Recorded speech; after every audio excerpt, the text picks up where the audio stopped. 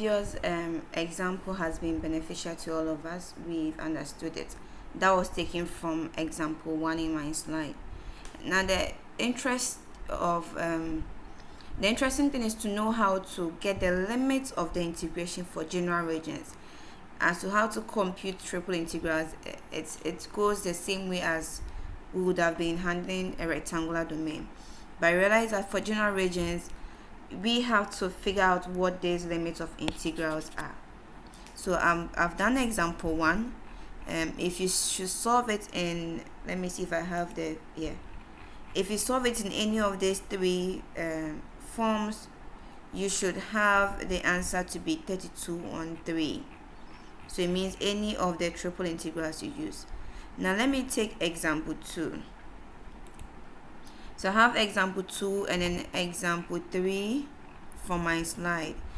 I will show you how to get the limits of integration, not the final answer. So let's take 2. 2 is like it's just like the first example we did. So you ask yourself, we have lower limits given here, and so how do you want to write your domain? Do I want to write it as dz, dx, dy, or dx, dy, dz, or dy, dx, dz? Whichever way you want to write it, you know which one takes the constants, which one takes the variables, and then which one takes the 2 outer variables. You realize that from this one, z would be between x and then y.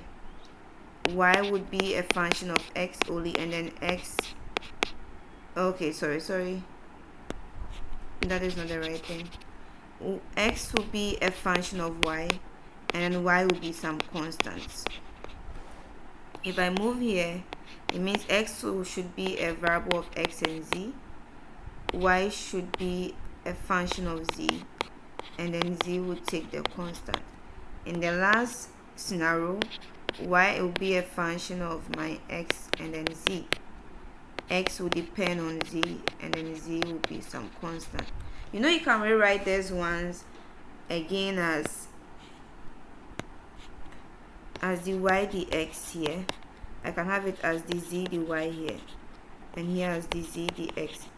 It means that the positions of these ones will be switched. Let me take example 3, where we have just some specific plane given or boundaries given. We had z equal to 0, and then z equal to 4 minus x squared minus y squared. You realize that only one part of the domain is given. It means you are restricted a bit here. I have dz. You realize that z will be a function of x and then y. Now I ask myself, apart from this, how do I want to write the other domain? Do I want to write y as a function of x? It means x becomes constant. Or I want to write x as a function of y, and then y becomes a constant. There's only 2 ways I can write this out, given that in all cases z is a function of x and y. So let's take the illustration.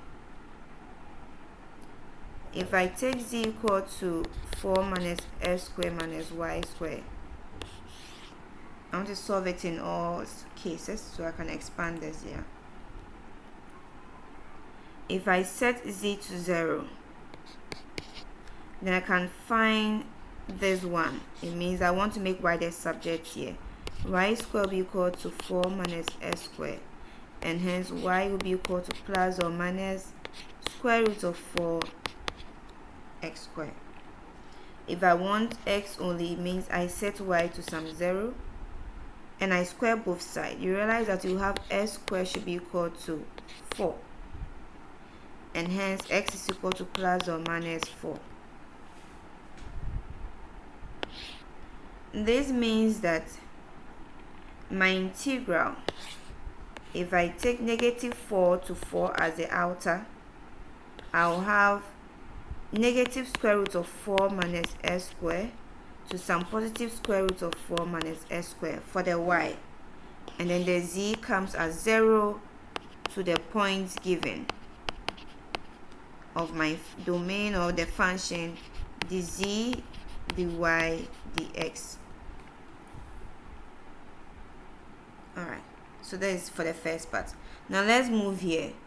I'm using the same scenario, so I have z equal to 4 minus s squared minus y squared.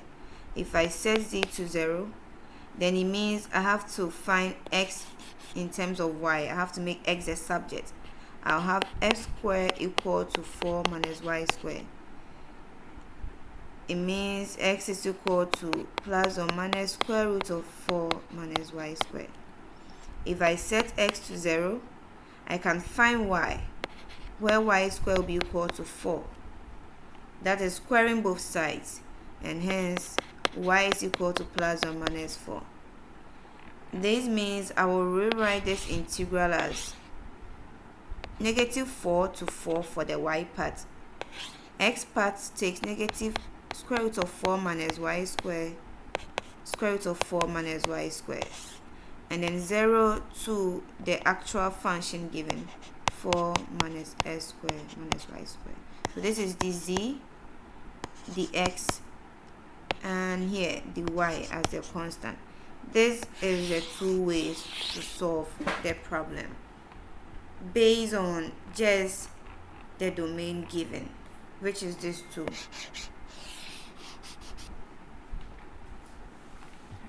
So it means that writing out this depends on how you want to evaluate your function. Frobenius theorem makes it reliable such that this is equivalent. It means you have the same answer. Then I think I can leave this one here for example 2. You can try it out and then we'll see what we can do.